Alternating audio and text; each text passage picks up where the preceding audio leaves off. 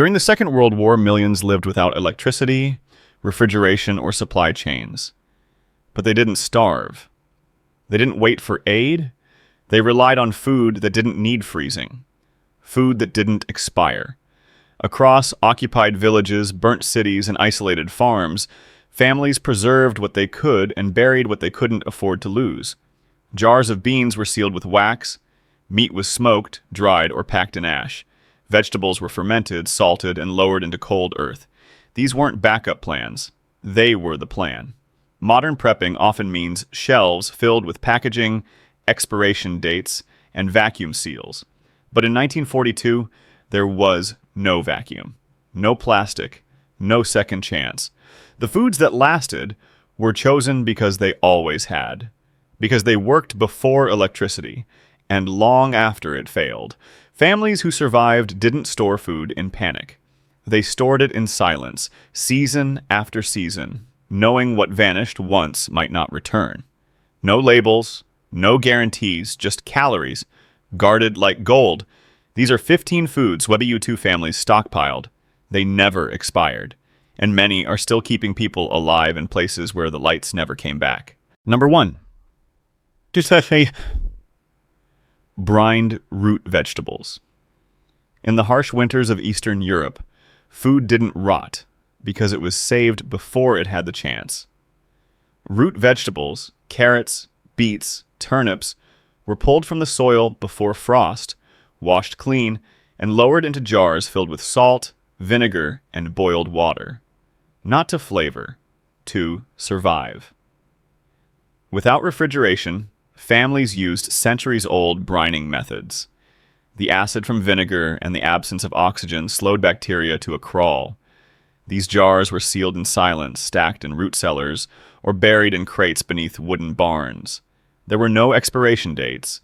There was no margin for error. If the jars were spoiled, winter would win. Civilians in Poland and Hungary relied on this method every year of the war. The vegetables remained edible for months, even years if left unopened. Some households lined shelves with 40 or 50 jars, each filled during the last days of autumn. It wasn't just food, it was insurance against hunger, ration lines, and whatever the front line brought next. Brining didn't need power, it didn't need packaging. It needed only salt, heat, and memory. This wasn't just survival, it was memory passed down in silence. Number 2. Smoke-dried meat. In forests behind the Eastern Front, smoke meant two things: danger or food. When livestock had to be slaughtered before retreat, or when wild game was caught in remote villages, families turned meat into something that wouldn't vanish overnight. They dried it in smokehouses over low-burning fires, sometimes for days. Not for flavor, for preservation.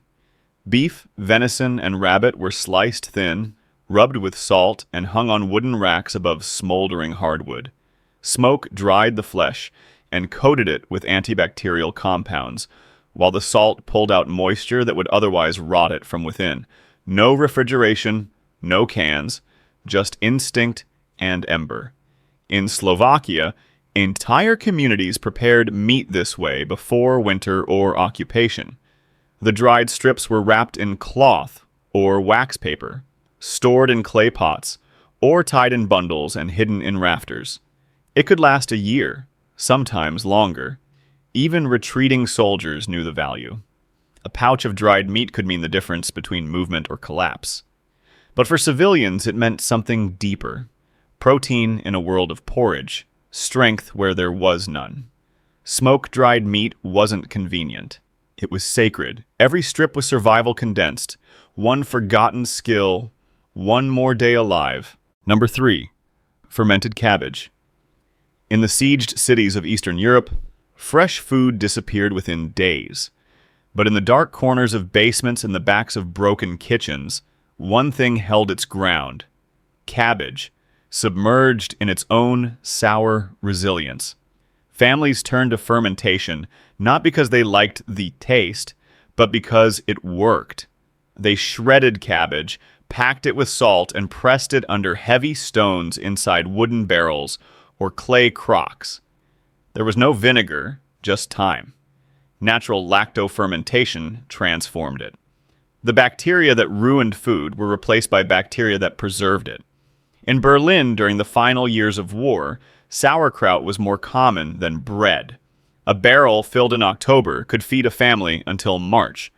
The process required no heat, no electricity, and no materials other than patience, salt, and something to weigh it down. When done right, the result could last a year or more, retaining vitamin C, adding gut-stabilizing probiotics, and requiring no flame to consume. It didn't just feed bodies, it stabilized them. In environments where infection and malnutrition were constant threats, fermented cabbage became more than food. It became medicine. And though it was sour, pungent, and often eaten cold in silence, it was dependable, which made it priceless. Tech fails. But this method never did. Number 4. Sundried vegetables. In the summer of 1941, the sun in rural Italy wasn't just a source of warmth, it was preservation. With no refrigeration and no promise of returning harvests, villagers laid out their vegetables on rooftops, wooden planks, and wire mesh. Tomatoes, peppers, onions, sliced thin, salted lightly, and left beneath the open sky. Drying vegetables wasn't a backup plan, it was the main defense against winter starvation. The sun, combined with wind and time, pulled moisture from the flesh without destroying nutrients. What remained was light, compact, and durable, vegetables that could survive months without spoilage. In Serbia and Greece, families often strung vegetables on thread and hung them in attics or near chimneys where airflow was steady and dry. A kilo of tomatoes could shrink to a handful of brittle strips, but in soup or stew, it returned with warmth and flavor. Stored in linen sacks or small wooden boxes, these dried fragments became precious additions to meals when the fields were frozen and the markets were gone. It didn't require chemicals. It didn't require fuel. Just sun, air, and a place to wait. In a world that spoiled quickly, dried vegetables offered something rare, time preserved in slices. This wasn't convenient. This was a necessity wrapped in dust and silence. Number 5. Herbs and medicinal spices. When medical supplies vanished and store shelves emptied, families turned to their kitchens. Not for flavor, but for defense. Spices weren't luxuries during the war. They were frontline medicine, preservation agents, and morale lifters, all sealed in tiny cloth pouches and glass jars. Salt was the most essential. Used to cure meat, preserve vegetables, and clean wounds, it didn't just make food last longer. It kept people alive longer. In many parts of rural France, salt was bartered like currency, stored in barrels away from moisture, guarded like grain. Black pepper was crushed and added to soup not just for taste, but to ease digestion. Cinnamon and clove were steeped in boiling water to soothe sore throats and chest infections. Thyme, dried in bunches above kitchen hearths, was used in tea to fight fever. In villages where antibiotics were out of reach, dried herbs became the last line of defense. Even when food was bland, these spices gave a meal its dignity. And when sickness spread, they gave a sense of control. Most importantly, they stored well. Wrapped in cloth, sealed in tins or pressed into bricks, many herbs retained their potency for years, some indefinitely. In occupied zones where silence was survival, a pinch of spice meant warmth, a trace of normal, a memory of before. It's a method modern prepping still hasn't reclaimed. Number 6. Wined dried fruits. In the quiet hills of occupied Czechoslovakia, fruit didn't rot, it waited. Apples, pears, and plums were sliced thin, laid on wooden trays, and dried by wind and sun. No sugar, no preservatives, just nature's patience, captured in every shriveled piece. Families would collect fruit at the end of harvest, when trees gave everything before the frost. Slices were arranged carefully, turned often, and brought indoors each night to avoid dew. The goal wasn't sweetness, it was survival. As moisture disappeared, nutrients stayed. What remained could last for years. Dried fruit was never the main course. It was rationed like medicine, chewed slowly during fever, soaked in warm water to flavor porridge, or hidden in coat pockets for children who hadn't seen candy in months. In some villages, dried apricots were used in barter, more valuable than coins. Stored in cloth sacks or sealed inside reused jars, these fruits stayed edible through snow, retreat, and even displacement. They didn't melt. They didn't spoil. They were light, portable, and needed no fire to consume.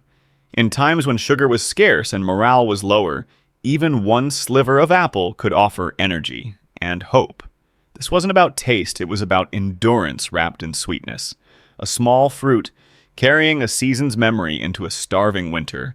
One forgotten skill, one more day alive. Number 7. Dried grain pasta. In the bombed-out kitchens of post-invasion Italy, flour was not wasted. It was shaped into survival. Pasta wasn't just tradition. It was a food that could wait. Rolled, cut, and air-dried on wooden boards, homemade noodles became one of the few storable foods that didn't rot, didn't spoil, and needed only boiling water to bring them back. Without access to refrigeration or canned meals, families across southern Europe made pasta by hand, often with nothing more than flour, salt, and a bit of water or egg when available. Shapes didn't matter. Longevity did. Once dried fully, and stored in linen bags or tin boxes, it could last years. Some villages in war-torn zones gathered for communal pasta-making days, spreading sheets on rooftops, using the sun to do what no machine could. It wasn't convenient food, it was a calculated use of grain. When other food sources disappeared, pasta became the base, mixed with wild herbs, lard, or scraps of dried vegetables. A bowl could stretch small ingredients into a filling meal. Stored dry and protected from moisture, these handmade noodles were among the most reliable forms of calories available through long periods of scarcity. In every strand, there was strategy. In every sack, survival. This wasn't just survival, it was memory, passed down in silence. Number 8. Powdered milk. In the silent mornings of post-Blitz London, when fresh milk stopped arriving, families opened tins filled with pale dust. Powdered milk, dry, lifeless, yet vital, became the only way to preserve what cattle could no longer provide. Unlike fresh dairy, which is spoiled within days without refrigeration, powdered milk could last for years. It was made by evaporating liquid milk into a concentrated powder, removing water but leaving behind calcium, protein, and the faint comfort of normalcy. During the war, shipments of powdered milk arrived in ration boxes, but many rural families made their own, scalding fresh milk, then drying it in pans over warm stoves or fire-heated bricks. Once dry, the flakes were crushed and stored in glass jars, sometimes wrapped in cloth to keep out air and light. It wasn't a luxury. It was nutrition, used in bread dough, stirred into tea, or reconstituted to feed infants when nothing else could. For families forced underground or displaced across borders, powdered milk weighed little, needed no fire, and carried vital calories across days without food. Even decades later, tins have been opened and found still safe, unchanged by time. It wasn't fresh, but it was reliable. And in times of crisis, reliability is what keeps people standing. It's a method modern prepping still hasn't reclaimed. Number 9. Tinned garden harvests. In the countryside of wartime Ukraine and across bombed-out farms in Belgium, fresh harvests didn't go to waste. They went into jars: green beans, peas, tomatoes, corn, boiled, sealed, and hidden from soldiers, rats, and time itself. Before the war, home canning was already a seasonal rhythm. But during occupation and scarcity, it became an act of resistance. Families worked quickly after harvest, washing and cutting vegetables, packing them tightly into glass jars, and pouring in salted water or their own brine. Then came the boil, an open fire or stove heating the sealed jars until the vacuum formed and death couldn't get in. These were not industrial cans. They were reused jars with melted wax or metal lids, stored beneath floorboards behind false walls, or in cellars dug by hand. In some villages, entire pantries disappeared underground to avoid confiscation. Canning wasn't just preservation, it was strategy. A single summer could produce 50 to 100 jars, each one capable of feeding a family for days when supply lines collapsed or winter closed in. The process required patience, timing, and a deep understanding of spoilage and heat. The reward? Vegetables that tasted like summer. Even in February? For the elderly and the young, a spoonful of canned peas meant nutrition. For the rest, it meant proof that the land hadn't given up. And the truth is, canned properly, these jars lasted 10 to 20 years, long after the war ended. There was no plan B, only adaptation. Number 10. Salt bricks and broth stones. In the ruins of Warsaw and the mountain huts of Slovakia, meals weren't always warm, but they were never tasteless. When meat was scarce and vegetables were plain, flavor came in the form of small, concentrated treasures, salt bricks and broth cubes. These weren't luxuries. They were the final defense against food fatigue, when the body had calories but the soul had none. The Amish and war-era families alike kept bouillon cubes and dried broth stored like medicine. Just one cube, dropped into boiling water, could turn plain rice into something close to comfort. Salt, ground and pressed into bricks, or packed in jars, served more than just flavor. It preserved meat, cured vegetables, cleaned wounds, and even killed parasites in water. In farmhouses without refrigeration, salt-lined barrels kept pork from rotting, sometimes for an entire year. Bouillon was often made at home, boiled down from bones, herbs, and salt until it became thick, then dried on cloth or stone slabs and cut into chunks. Each piece is stored in wax paper or glass, ready to rehydrate when needed. These compact blocks of nourishment could sit on shelves for 5 years, sometimes more if kept dry.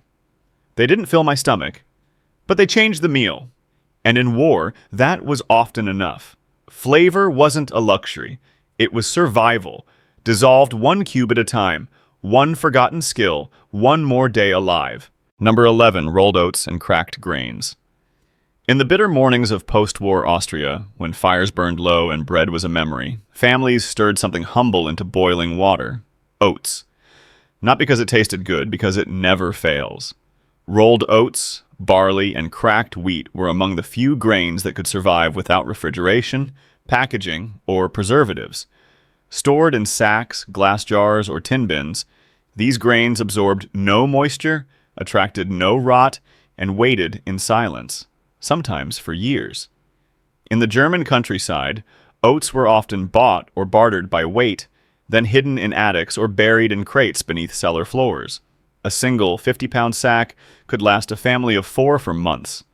They were boiled into porridge, added to stews, or ground into flour when wheat ran out. And unlike bread, they needed no oven, just heat and patience. Nutritionally, oats gave more than comfort. They delivered fiber, iron, and slow-burning energy during times when sugar was rare and meat was rationed. Cracked wheat provided bulk to thin soups. Barley gave body to bone broths. These grains didn't expire. They sustained, and they were quiet. No odor, no sound, just weight in the corner of a room, holding up an entire winter's worth of meals. This wasn't breakfast. It was ballast for the body. And for many, the only thing that filled the silence. Tech fails, but this method never did. Number 12. White vinegar. In farmsteads blacked out by war and cut off from supply lines, there was one liquid more valuable than oil, white vinegar. Not for drinking, not for trade, but because it did everything else. Vinegar wasn't just poured on food, it preserved it. In rural Romania and across occupied France, families stored gallons of homemade vinegar to pickle vegetables, disinfect wounds, clean tools, and even repel insects. It became one of the most versatile tools in a household with no electricity, no running water, and no backup. Its power came from acetic acid, strong enough to stop bacterial growth in jars, scrub mold from wooden floors, and extend the shelf life of almost anything it touched. Vinegar wasn't just clean, it was protected. Old-timers would ferment it themselves, using leftover wine, cider, or souring fruit. Stored in clay jugs or reused glass bottles, it never expired. Some villages passed down starter cultures, feeding them like sourdough, to ensure vinegar would always be there, even if everything else failed. It was poured over cabbage, mixed into flour, and splashed on cuts. It didn't need cold, it didn't need labels. It simply worked. And when even soap was gone, vinegar was enough. This wasn't convenient. This was a necessity wrapped in dust and silence. Number 13, stone-milled cornmeal. In the southern U.S. and scattered farming communities of Europe, when flour disappeared and mills fell silent, there was still one food people could make with nothing but a grindstone and fire: cornmeal. Families dried whole corn kernels by the sack, spread under the sun or by the hearth. Once hardened, they ground it between stones, slowly, carefully, until it became a coarse golden meal. This wasn't luxury baking. This was survival fuel. In rural wartime Appalachia, cornmeal was stored in linen sacks, tied tight, and hung from ceiling beams to keep pests away. Across Eastern Europe, similar traditions endured, with families sealing it in clay pots or burying it in cool, dry trenches. Its value wasn't just in nutrition, it was in durability. When kept away from moisture, it could last years. Cornmeal could be cooked into porridge, baked into ash cakes on flat stones, or fried into dense patties. No yeast, no rising, just water, fire, and a handful of grain. Its high calorie content made it one of the most efficient survival foods. And unlike white flour, it didn't spoil quickly or mold easily. People didn't rely on cornmeal because it was delicious. They relied on it because it never left them hungry. Every handful was ground by hand. Every loaf was earned. It's a method modern prepping still hasn't reclaimed. Number 14, clay-sealed cold storage. Before electricity rewired the modern kitchen, cold came from earth. Not ice, not machines, just depth, shade, and sealed clay. In parts of Germany, Serbia, and rural Ukraine, families stored perishables in zier pots or buried clay vessels, primitive refrigerators that needed nothing but wisdom. These double pot systems used evaporative cooling. A smaller clay pot was placed inside a larger one, the gap between them filled with wet sand. When the outer pot's surface evaporated the water, it drew heat out from the inner pot. Inside, food stayed cool, sometimes by more than 20 degrees, without a single wire or flame. This method wasn't theory, it was daily use. Villagers stored milk, butter, even cheese wrapped in leaves or soaked cloth. During summer, they rotated pots under shade trees, keeping the sand moist with well water. In winter, pots were sometimes buried in ash or hay inside root cellars, where insulation slowed spoilage to a crawl. The genius lay in materials: clay, sand, water. Available to everyone, expensive to no one. Families who mastered this kept eggs unspoiled for weeks, greens crisp longer, and dairy usable without risk. In war-torn areas where power lines were gone and modern storage was a memory, clay offered continuity. No noise, no failure, just a centuries-old design that outlasted bombs and blackouts. This wasn't technology, it was patience, molded into permanence. Number 15, ashcured root vegetables. In war-ravaged Finland and across the Baltic countryside, winters didn't just freeze crops, they erased access. Roads were snowed in and markets destroyed. So families preserved their harvest in the one substance always available: ash. After every cooking fire, ashes were swept into barrels or pits, not discarded. They were dry, alkaline, and insect repellent, perfect for hiding food. Root vegetables like carrots, beets, and parsnips were packed in layers: vegetable ash, until the container was full. It was then sealed with cloth, stored in a dry corner of the barn, shed, or even under the floorboards. This wasn't a guess. It was generations of observation. Ash created an oxygen-poor, pest-resistant environment. It absorbed moisture, neutralized acidity, and deterred rodents. A properly ash-cured carrot could last 6 months. A beet? Even longer. In Latvia, some families hid their ash barrels in cellars beneath hay to avoid confiscation. Others disguised them as firewood bins when soldiers passed through. The technique preserved food silently, without salt, without refrigeration, and without notice. What emerged in midwinter wasn't fresh, but it was firm, edible, and nourishing. A carrot baked in stew, a beet grated into broth, flavors from a past season, surviving where everything else had crumbled. Ash did more than preserve. It protected memory. A way of making harvests last just a little longer, of not starting from zero when spring returned.